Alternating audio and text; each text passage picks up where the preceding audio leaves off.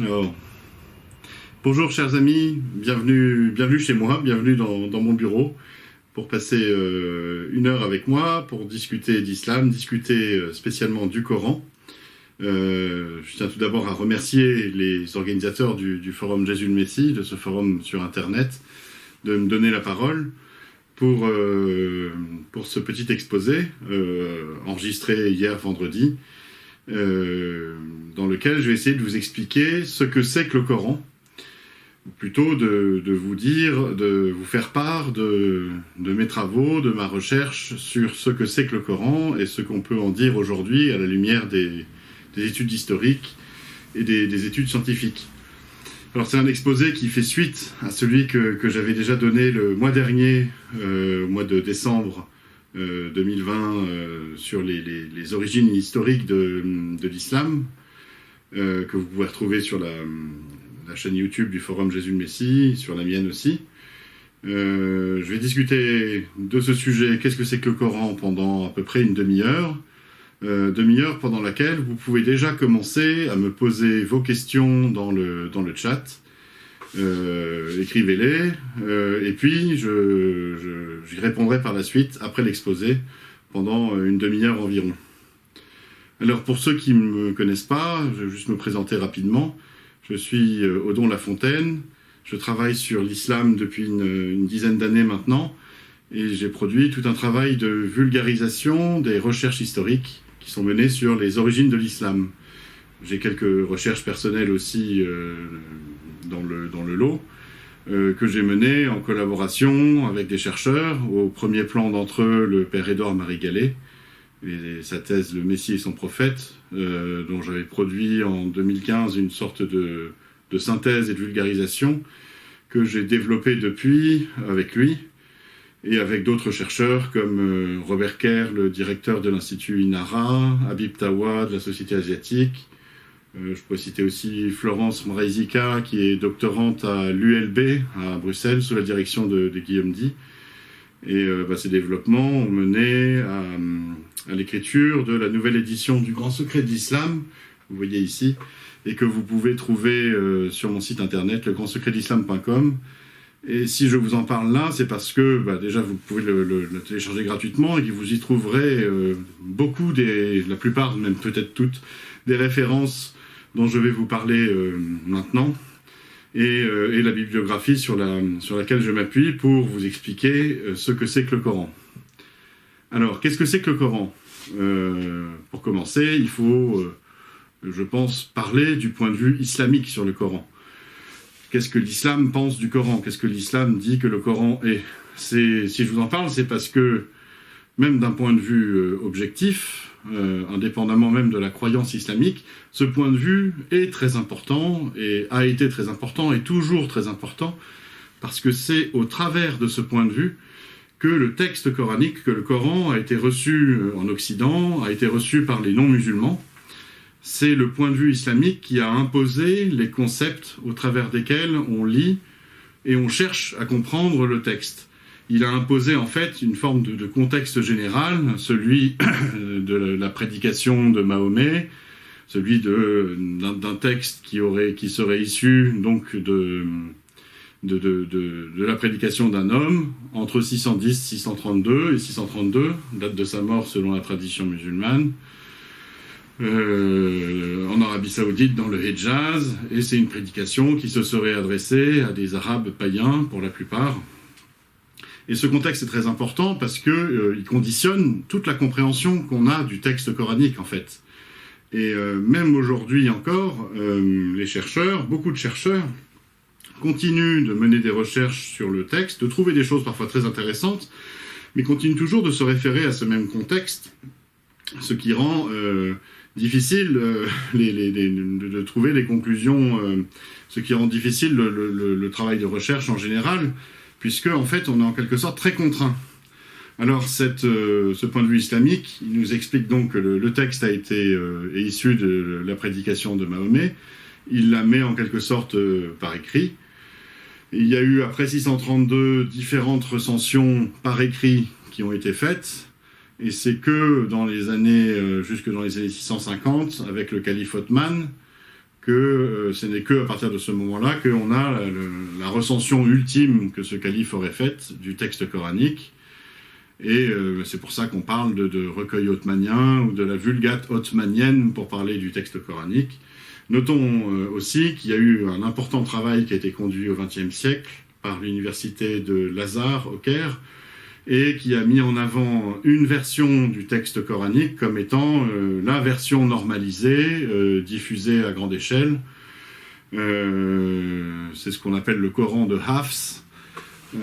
Et c'est une des versions du texte coranique dont maintenant la plupart des musulmans sont portés à croire qu'elle serait la seule. On va voir que ce n'est pas le cas. Alors, à partir de ce point de vue islamique lui-même, on peut essayer de rentrer dans le texte, comme le font les chercheurs, ou comme le font les lecteurs lambda, et déjà s'apercevoir qu'il y a des difficultés globales dans sa lecture. On y voit beaucoup de narrations coupées, des sujets où on passe du coq à l'âne, on a du mal à suivre le fil. On y voit aussi des changements de narrateurs très fréquemment. Alors, en se référant au contexte islamique, on va dire que c'est Dieu qui parle, puis parfois c'est le prophète qui parle, parfois ce serait peut-être même un autre, on se demande. Et puis on y voit des contradictions formelles, des propositions introduites dans un verset, contredites dans un autre. On y voit aussi des invraisemblances manifestes, des choses qui ne peuvent pas exister du point de vue historique ou du point de vue de la simple logique. Et pour expliquer ces contradictions, pour expliquer ces invraisemblances, on a recours à la tradition musulmane, à l'ensemble des textes de tradition, donc les hadiths, la sira, la biographie de Mahomet, les différents traités d'exégèse du Coran, les traités historiques au sujet de Mahomet et de la révélation du Coran. Et ce recours à la tradition permet d'expliquer les contradictions. Alors, vous connaissez les explications qui sont le plus souvent avancées, c'est-à-dire que la révélation divine aurait changé plus ou moins de nature entre la vie mécoise de Mahomet et la vie médinoise de Mahomet. On aurait donc comme ça des sourates révélées à la Mecque, des sourates révélées à Médine, et même des versets révélés à Médine et des versets révélés à la Mecque. Et dans des sourates mécoises, on peut trouver des versets médinois et ainsi de suite. Il faudrait comme ça, pour ça, se révéler à toute une chronologie de la révélation qui permettrait de savoir quels sont les versets abrogés par les versets abrogeants, ce qui permet de passer au-dessus des contradictions. Et puis, il y a parfois même, malgré ça, des contradictions éventuelles du texte coranique lui-même avec la tradition musulmane, auquel cas on a encore recours à d'autres éléments de la tradition musulmane pour les expliquer. Et donc, même du point de vue de l'islam, malgré tout l'appareil formidable, énorme, développé par la tradition musulmane, on voit que le sens islamique du Coran n'est pas forcément évident et qui peut être mis en défaut. Il y a certaines des contradictions du Coran qui ne sont pas résolues par la tradition islamique, ou du moins les explications que la tradition islamique avance ne sont pas recevables d'un point de vue logique, ou même du simple point de vue de leur caractère vraisemblable. Alors comment expliquer ces contradictions ?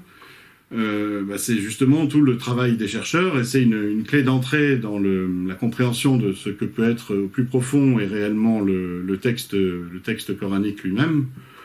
Et ce, notamment parce que il y a certaines des contradictions soulevées par la lecture islamique du Coran qui sont réellement insolubles.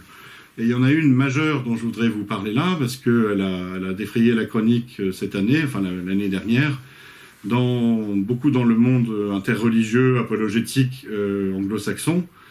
C'est l'histoire des différentes versions du Coran. Comme je vous l'ai dit, le Coran a été normalisé vers 1924, ultimement, et on a mis en avant une des versions du Coran. Et beaucoup de musulmans sont portés à croire que ce serait la seule, et donc qu'il y aurait un unique Coran révélé par Mahomet, et ce serait une preuve de la divinité du texte. Or, ça n'est pas le cas. Les spécialistes académiques, universitaires le savent bien, et les savants de l'islam d'un haut niveau le savent aussi. Il y a des dizaines de versions différentes du Coran qui circulent dans le monde.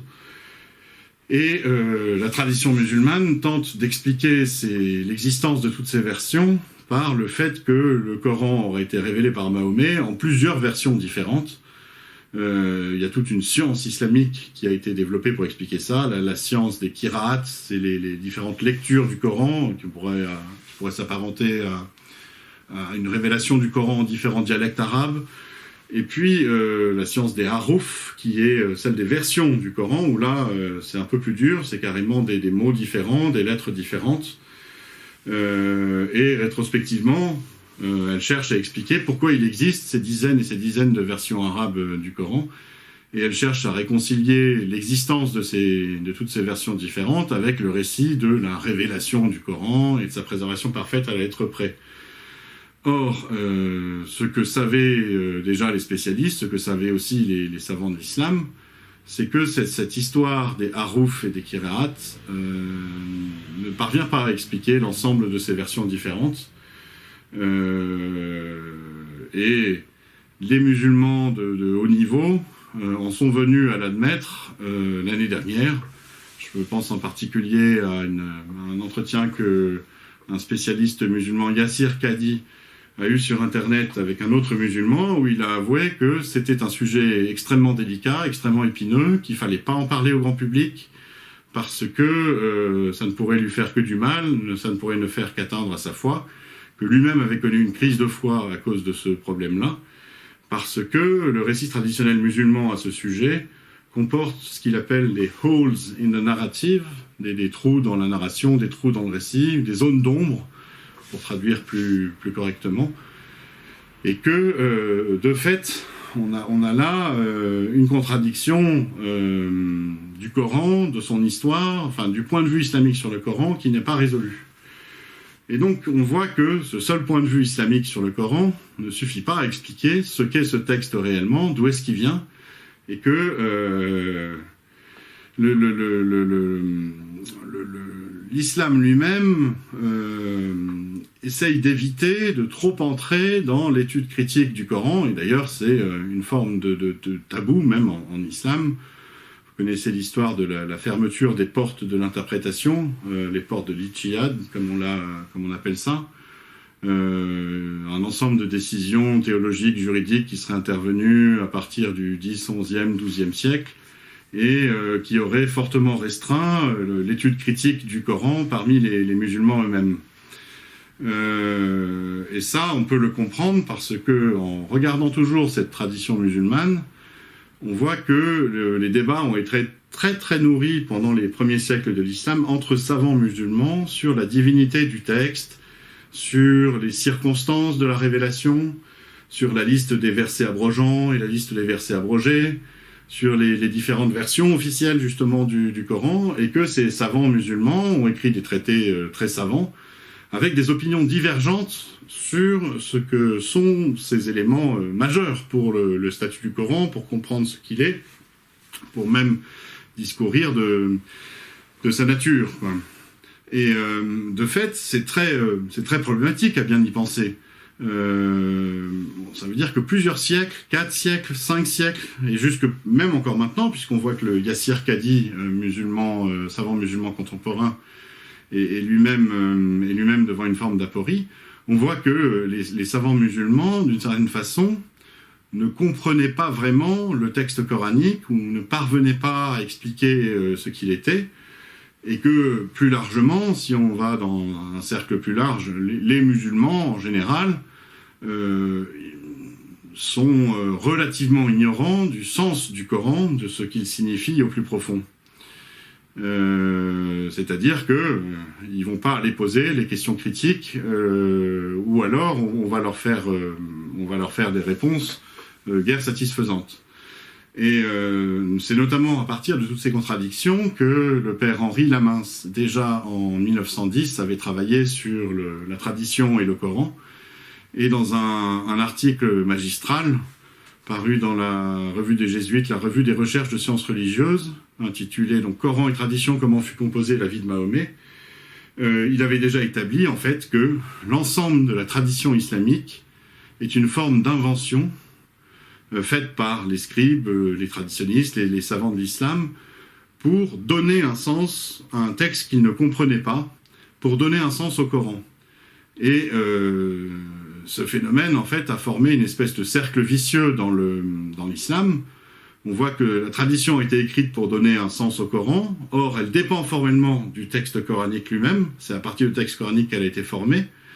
Mais on ne peut connaître le Coran, le sens islamique du Coran, que par cette même tradition qui dépend elle-même du Coran. C'est un vrai cercle vicieux dont les scientifiques universitaires, pour beaucoup, sont restés prisonniers. Ils n'ont pas lu peut-être le père Henri Lamince. Il faut dire que son travail a été empêché assez rapidement pour différentes raisons. Et pourtant, il avait écrit dans cet article des choses assez grandiloquentes.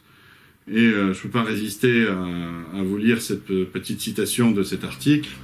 Il écrivait « Quand la tradition islamique prétend se donner comme une source d'information indépendante, comme le résultat d'une vaste enquête organisée par les contemporains sur la vie du prophète arabe, nous pouvons la considérer comme une des plus grandes supercheries historiques dont les annales littéraires aient gardé le souvenir. » On était en 1910 déjà. Et c'était, on va dire, les débuts de l'application de la méthode scientifique, des méthodes historiques qui ont été développées et éprouvées en particulier sur le texte biblique. Le début de l'application de ces méthodes au texte coranique et à la tradition. Or, depuis 1910, on a fait des bonds de géants en la matière, alors notamment grâce au père Henri Lamince et à une foule d'autres travaux dont je voudrais vous parler maintenant, travaux de recherche sur le texte coranique en particulier, mais qui vont aussi bien au-delà, et qui nous ont permis d'en savoir de plus en plus sur ce texte et sur ce qu'il est. On peut parler de la critique textuelle, qui s'intéresse en fait au sens du texte lui-même, ce que signifie le texte, mais là, on est resté pendant longtemps, et encore maintenant beaucoup, très contraint par ce problème de la conception musulmane, du fait d'être enfermé dans les concepts musulmans, d'appréhender le texte même de manière sécularisé, avec toujours ces concepts islamiques en tête, du fait qu'il viendrait de la prédication d'un homme ou d'une communauté en Arabie au 7e siècle, dans un environnement plus ou moins païen, polythéiste. Et on a du mal à sortir à ce moment-là des contradictions, du cercle vicieux dont a parlé le père Henri Lamince, malgré des travaux étonnants. On peut parler de Richard Bell, qui déjà, dans l'entre-deux-guerres, avait montré que le texte était composé de différents fragments qu'on avait assemblés et réassemblés, en fait, et que le texte était composite. C'est comme si on avait eu un texte initial ou plusieurs textes initiaux qu'on avait coupés en petits morceaux et remélangés, ce qui explique notamment les ruptures de sens, les passages un peu du coq à l'âne. Mais Richard Bell restait toujours prisonnier, en quelque sorte, des concepts musulmans, donc du texte révélé par un prophète, et ainsi de suite. Pourtant, si on accepte de sortir de ce cadre conceptuel islamique, on peut trouver alors des choses complètement étonnantes dans ce texte. On y trouve par exemple des couches rédactionnelles. C'est-à-dire que, ça c'est le travail qu'a conduit notamment Guillaume Di assez récemment dans différents articles. On peut retrouver ça notamment dans le Coran des historiens, et puis dans ces articles qu'on trouve notamment sur sa page Wikipédia. Guillaume Di montre par exemple qu'un mot à un endroit du Coran a un sens particulier, un sens très religieux par exemple, et que ce même mot dans la même expression dans un autre endroit du Coran n'est plus compris par les lecteurs, et qu'un rédacteur a rajouté alors une glose, quelques versets pour expliquer le sens du mot en lui donnant un nouveau sens. C'est la preuve par l'exemple d'une couche rédactionnelle supplémentaire. Et on a comme ça cette impression dans le texte coranique d'un millefeuille rédactionnel.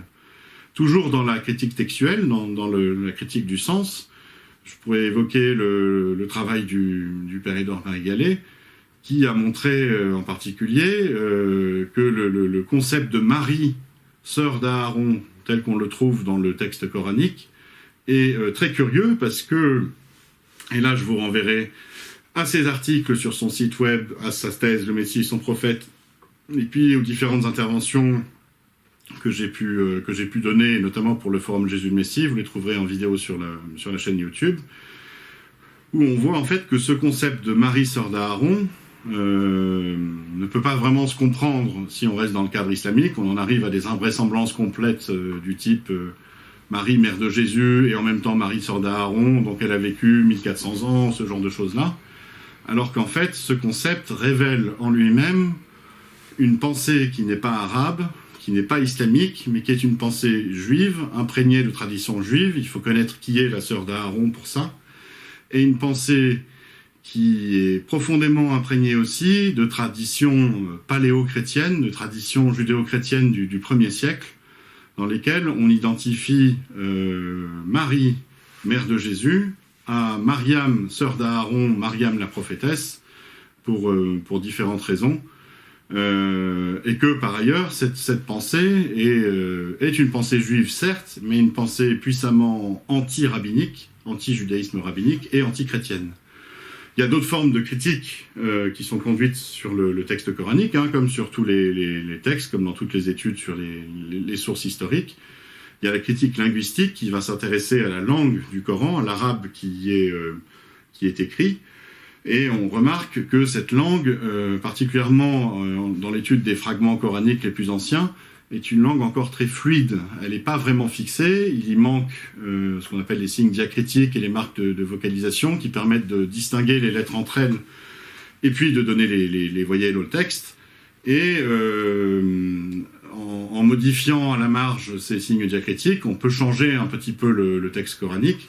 Ça a été fait certainement en certains endroits du texte, mais globalement, je n'ai pas vraiment remarqué dans toutes les études que j'ai pu lire, dans toutes les discussions que j'ai pu avoir avec les chercheurs, que ça a eu un impact majeur sur le texte, mais quand même, parce que cet aspect très bizarre de cette langue arabe, qui n'est pas vraiment encore une langue d'écriture au moment du 7e siècle, est quand même très particulier. La langue arabe a été normalisée relativement tardivement par rapport au 7e siècle.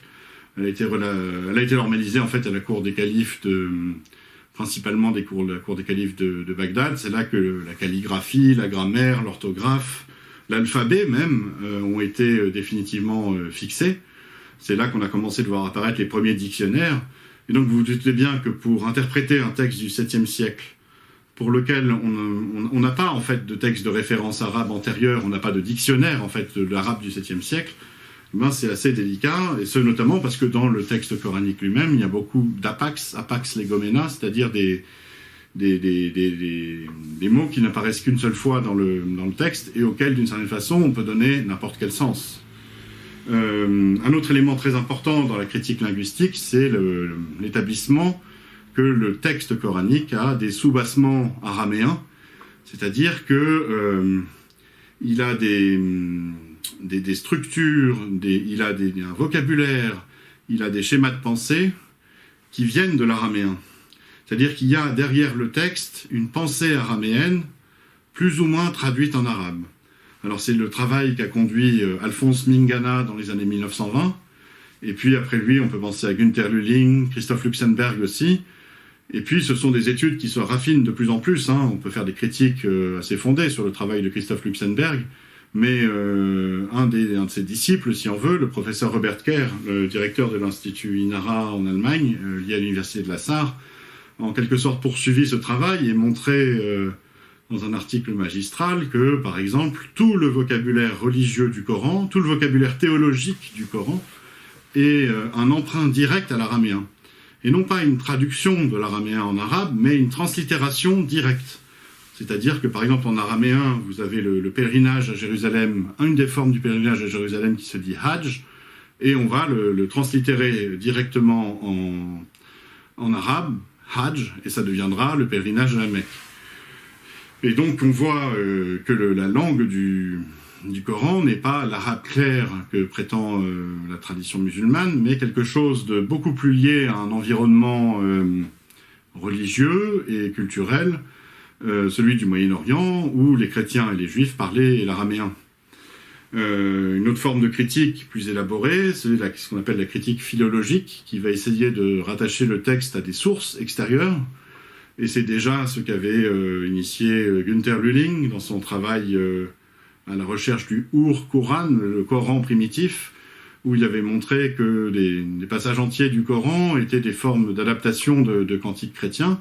Et puis plus encore aujourd'hui, il faut encore citer le chercheur vraiment en pointe, Guillaume Di, qui a montré combien le texte coranique devait à la littérature juive, la littérature chrétienne, et qu'on a des passages entiers qui sont des reproductions, des adaptations, parfois des traductions presque directes, c'est plus souvent des adaptations quand même, de textes juifs, de textes par exemple sur la création du monde, de textes chrétiens, des homélies, des traités d'ascèse par exemple, des traités pour la discipline pour les catéchumènes. Et de fait, on est amené à comprendre que le texte coranique a fait l'objet d'une forme de travail d'emprunt à toute une littérature, à toute une culture qui lui préexistait. Dans un sens, c'est peut-être aussi ce qu'on peut déduire du travail de la critique paléographique codicologique. Paléographique, donc c'est celle qui s'occupe des écritures anciennes, comment ce que signifiait la façon d'écrire l'arabe au 7e siècle dans les fragments de manuscrits coraniques. C'est un arabe très différent de celui qu'on voit aujourd'hui. Et la codicologie va s'intéresser plutôt à l'étude des recueils, des codex anciens. Et là-dedans, il faut citer les découvertes qui ont été faites notamment à Sanaa, à la fin des années 1970. On a retrouvé des dizaines de milliers de fragments de manuscrits, dont certains appartenant à des mêmes recueils. Et notamment le fameux manuscrit dit de Sanaa, un manuscrit en particulier, une collection de manuscrits qui est un manuscrit palimpseste, c'est-à-dire que c'est un manuscrit dont on a effacé l'écriture pour réécrire quelque chose d'autre par-dessus, mais on arrive quand même au moyen de lumière ultraviolette ou infrarouge à déchiffrer l'écriture effacée et à se rendre compte qu'il y avait auparavant un autre recueil coranique en dessous, et un recueil coranique différent du recueil final, et même le recueil qu'on a réécrit par-dessus est différent du recueil final, mais ce que l'écriture inférieure révèle, c'est un agencement différent du texte, avec des éléments manquants, et cet agencement différent, c'est plus qu'un agencement différent, c'est un sens différent qui est donné au texte. C'est un texte qui est beaucoup plus proche d'une pensée juive en particulier, que ce qu'on peut imaginer. Et puis il n'y a pas que ce manuscrit palimpseste qu'on a retrouvé à Sanaa, il y a beaucoup d'autres manuscrits dits de Sanaa aussi, et qui montrent là aussi des différences assez importantes avec le texte coranique final. Et puis on a d'autres manuscrits qu'on a retrouvés encore depuis, je pense au manuscrit Wettstein 2 1913 qui est conservé à Berlin et qui a étudié particulièrement mon ami Florence Maraisica que je citais tout à l'heure, et qui est un manuscrit qui, avec d'autres, comme le manuscrit de Tübingen, comme d'autres, qui présentent des ratures, des palimpsestes aussi par endroits, des réécritures, des passages effacés, et en fait, force est de constater avec ces témoignages physiques que le Coran n'a pas été écrit en une seule fois du premier coup, en quelque sorte, même sous Uthman en 656, mais qu'il y a eu un processus de constitution du texte coranique, et que ça a pris un certain temps. Et de fait, cette étude paléographique, codicologique, révèle qu'on n'a pas de Coran complet avant le 9e siècle, voire plus tard. Et c'est tout de même assez problématique pour comment dire, la cohérence d'une religion qui tourne entièrement sur la croyance en un livre divin révélé par un prophète. Mais ces critiques-là, on a du mal, dans l'ensemble, à les faire tenir pour essayer de comprendre ce que c'est que le Coran. Elles nous apprennent chacune des petites bribes d'informations sur le processus, sur des éléments de critique qu'on peut avoir vis-à-vis du texte, mais ne nous disent pas exactement ce que le texte est. Là, il faut entrer dans une approche globale, en fait, pour comprendre ce que c'est que le Coran, et s'intéresser notamment à la critique historique, essayer de replacer ce texte dans ce qu'a été l'histoire réelle du 7e siècle, et à partir de là, procéder à une critique textuelle globale, que je vais essayer de détailler. Replacer le texte dans son contexte historique réel, c'est sortir en fait du cadre conceptuel qu'a imposé la tradition musulmane. Là, je vous renverrai à ma conférence précédente que je mentionnais. Tant qu'on reste coincé dans cette idée que le texte serait issu d'une prédication et une seule donnée en Arabie entre la Mecque et Médine à des Arabes païens, on ne peut pas comprendre pourquoi on y retrouve des traces de pensée juive, par exemple, comme je vous en parlais, ou ces éléments tirés de la culture chrétienne araméenne. Le contexte historique général réel, on le retrouve avec beaucoup d'études, de découvertes menées, de découvertes actuelles, et c'est d'abord et avant tout un contexte général d'apocalypse dans le Moyen-Orient. Là, je vous renverrai encore une fois au Coran des historiens, et plus particulièrement aux travaux de Mohammad Ali Amir Mouedzi, qui explique bien combien les peuples du Moyen-Orient à cette époque, tous les peuples du Moyen-Orient étaient pétris d'une espèce d'attente de la fin des temps. Ils pensaient que la fin des temps était imminente, et donc que le retour du Messie, pour les chrétiens, ou la venue du Messie, même pour les juifs, allait se produire. Et donc on est dans un contexte de messianisme juif et de messianisme chrétien. Et ces messianismes-là sont décrits par les traditions juives et chrétiennes, et on y voit dans ces traditions la description d'événements historiques très importants, comme la prise de Jérusalem par une alliance de Perses, de Juifs et d'Arabes en 614, des événements considérables, même au regard de l'histoire que l'islam prétend raconter, et dont il faut tenir compte pour comprendre quel a été en fait le contexte global dans lequel la prédication, les prédications ont pu se faire, et comment petit à petit, à partir de là, à partir de l'apparition de chefs arabes, puis de royaumes arabes, puis d'un empire califal arabe, il y a pu y avoir un processus de mise par écrit, centralisé, d'édition du texte coranique par les chefs arabes, puis par les califes, sur plusieurs territoires, sur plusieurs générations, voire sur plusieurs siècles.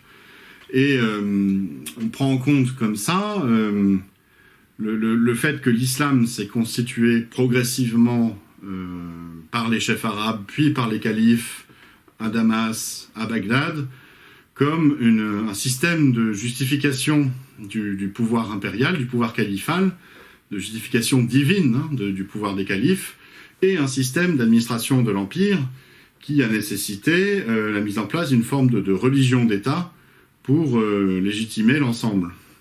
Et à partir de là, avec l'ensemble de ces éléments en tête, on peut procéder à une forme de critique textuelle globale, c'est-à-dire arriver à lire le texte dans son entièreté pour ce qu'il signifie littéralement, puisqu'on a maintenant des éléments de contexte qui vont nous aider à comprendre le sens des mots en fonction de ce qu'ils voulaient dire vraiment au 7e siècle. On a compris, par exemple, avec les travaux sur les soubassements araméens, avec l'influence des messianismes juifs ou chrétiens, qu'il y a certains mots qui ont plutôt un sens premier, et que le sens que vient plaquer l'islam dessus est un sens tardif qui vient de ce processus de mise par écrit. Et là, pour ça, il y a eu l'apport fondamental de la lecture du texte coranique par des arabophones non musulmans, des chrétiens d'Orient, et donc qui n'étaient pas eux-mêmes contraints par les concepts islamiques qui obligent, quand on lit l'islam, à penser le texte uniquement selon ce que l'islam prétend qu'il est. Là, je parlerai évidemment des travaux du père Édouard Marie Gallet, qui a mis ça par écrit en travaillant initialement avec le père Antoine Moussali, en s'appuyant sur d'autres chercheurs, d'autres chrétiens d'Orient précédents. Travail que j'ai vulgarisé, synthétisé dans le Grand Secret de l'Islam. Et en fait, c'est à la fois très compliqué et très simple, c'est-à-dire qu'il suffit juste de lire le texte sans œillère, sans se laisser prendre par la main par la tradition, pour essayer de considérer ce que le texte dit lui-même, littéralement en fait. Et qu'est-ce qu'on voit littéralement dans ce texte? On y voit des instructions de prédication. On n'y voit pas forcément un Dieu qui parle, mais on y voit un maître en prédication qui donne des instructions de prédication à un prédicateur en disant « tu vas dire ça, il faut faire ça ». On y voit aussi des notes de prédication. c'est-à-dire des préparations, des brouillons en quelque sorte, pour une prédication qui doit être donnée. Je vais dire ça, et la prédication se déroule. Et on peut voir les prédications pour ce qu'elles sont elles-mêmes. C'est-à-dire, on présente dans la prédication, on présente un Qur'an en arabe, c'est-à-dire un lectionnaire, un Qur'an Keriana en araméen, Korono en araméen. C'est un lectionnaire, c'est un texte qui rassemble plusieurs écrits religieux pour une pratique liturgique. Et donc on voit dans le texte coranique lui-même des prédications où un prédicateur vient présenter un Qur'an, lectionnaire, à des Arabes chrétiens, et il vient leur expliquer que ce lectionnaire est fait de textes de la Bible, qui donne la vraie bonne interprétation de la Bible en arabe, que c'est la première fois qu'on traduit des textes de la Bible en arabe. C'est littéralement ce que dit le texte. On y voit aussi des commentaires de ce qu'il y a dans le Qur'an lectionnaire. C'est-à-dire, on y voit les commentaires de textes bibliques, on y voit des commentaires de divers écrits juifs ou chrétiens, qui sont portés à la connaissance des Arabes chrétiens et qui leur sont expliqués. On y voit un prédicateur qui apprend quelques rudiments de la loi juive à des Arabes chrétiens, quelques rudiments de coutumes adaptés quand même à un auditoire chrétien. On y apprend l'alliance entre une certaine communauté juive et la communauté des Arabes ralliés au prédicateur. On y apprend à faire table commune, par exemple, entre les gens du livre, certains gens du livre, les bons gens du livre, c'est-à-dire les bons juifs, les bons judéo-nazaréens, avec les Arabes ralliés au prédicateur. On y apprend qu'on a le droit d'épouser les femmes des bons gens du livre, que les Arabes ralliés au prédicateur ont le droit et doivent même faire des alliances, en quelque sorte, avec les judéo-nazaréens en épousant leurs femmes. On y voit aussi une critique impitoyable du judaïsme rabbinique, du judaïsme talmudique et des interprétations que les juifs ont faites sur la Torah pour en recouvrir le sens, et c'est le sens du mot de mécréant qu'on voit dans le texte. Ça ne veut pas dire mécréant à la base, ça veut dire recouvreur dans le texte kafir, koufar, dans le texte arabe lui-même. Et c'est une critique qui prend énormément de place dans le Coran. La répétition du nombre de mots, du nombre de fois la racine kafir, c'est plus de 500 fois, je crois, dans le texte coranique.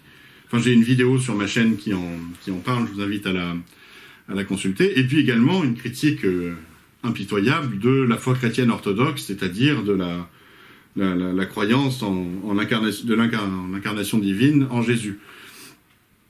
On y voit aussi une exhortation à la prise de Jérusalem, désignée par son temple, le Beit, la maison détruite, la maison vouée à l'interdit, l'endroit où on se prosterne et qui est tabou, qui est sacré, le Masjid al-Haram, que la tradition musulmane veut identifier à la Mecque, et puis une exhortation au relèvement de ce temple détruit, et donc une exhortation au combat pour aller prendre Jérusalem. Et puis on y voit aussi diverses prédications de circonstances. C'est à la fois, je vous disais, assez compliqué parce qu'il faut rentrer dans le texte arabe, il faut rentrer dans la compréhension fine des racines arabes, il faut rentrer avec une connaissance de l'araméen, une connaissance du contexte, mais c'est en même temps extrêmement simple puisque c'est ce que dit le texte littéralement, et on a d'une certaine façon toute une autre histoire qui se déroule sous nos yeux et que le Coran raconte lui-même. Alors, à partir de là, on peut comprendre ce que c'est que le Coran. Comprendre vraiment, en fait. On comprend donc que les premiers écrits, ceux à partir desquels, à partir de la force de recopie, on a constitué le Coran, les feuillets primitifs, en quelque sorte, eh bien, ce sont ces notes de prédication, ces instructions de prédication, ces brouillons de prédication. Et que c'est à partir de là, petit à petit, à force de copie, de recopie, de modification, d'ajout, de réagencement, de sélection, que s'est constitué le texte coranique. Et on peut relier ça aux découvertes des chercheurs, en fait, et en quelque sorte assembler les pièces du puzzle. Et on en comprend d'autant mieux tout le processus qui a mené à l'écriture du Coran à partir de ces feuillets primitifs dont on a toujours la trace dans le texte, et qu'on a vu comme ça petit à petit être transmis parmi les chefs arabes sous forme de recueils qui devaient avoir une vocation catéchétique, une vocation de catéchisme, d'enseignement religieux, jusqu'à la transformation de ces recueils sous les califes omeyyades et puis principalement après abbassides, en révélation divine elle-même. On a petit à petit inventé un nouveau sens, une couche de sens nouveau sur ces feuillets primitifs, sur ces notes de prédication. On a inventé en fait un sens islamique qu'on a forcé sur le texte, en changeant le sens des mots et en inventant à côté tout un contexte, tout le contexte islamique, celui de la théologie islamique, celui de la révélation à la Mecque, celui de l'existence d'un prophète qui révèle le livre saint, avec toutes les circonstances de la révélation que décrit la tradition musulmane. Et c'est comme ça qu'on peut voir, on peut voir le mot par exemple de kitab dans le texte coranique, qui veut dire livre et qui signifie plutôt Torah, être transformé dans un sens nouveau, celui du Coran islamique.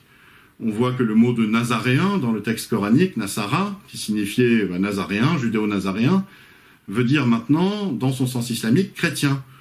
On peut voir que, je vous en parlais tout à l'heure, Beit, la maison, qui signifiait le temple de Jérusalem, signifie maintenant la Kaaba de la Mecque. Que les koufars, les recouvreurs, comme il y a dans le texte arabe littéral, qui désignaient les juifs qui ont recouvert la Torah, les juifs qui ont ajouté une couche d'interprétation sur la Torah, les Talmuds par exemple, deviennent les mécréants, les non-musulmans. Et ainsi de suite, et ainsi de suite, et ainsi de suite. Et vous avez comme ça tout un travail de changement de sens du texte. Et on comprend pourquoi la tradition musulmane est si énorme, pourquoi il y a une telle inflation de la tradition musulmane, pourquoi il y a autant de hadiths qui sont là pour expliquer le sens du Coran, pour changer en fait le sens des mots. On comprend aussi l'immense supercherie.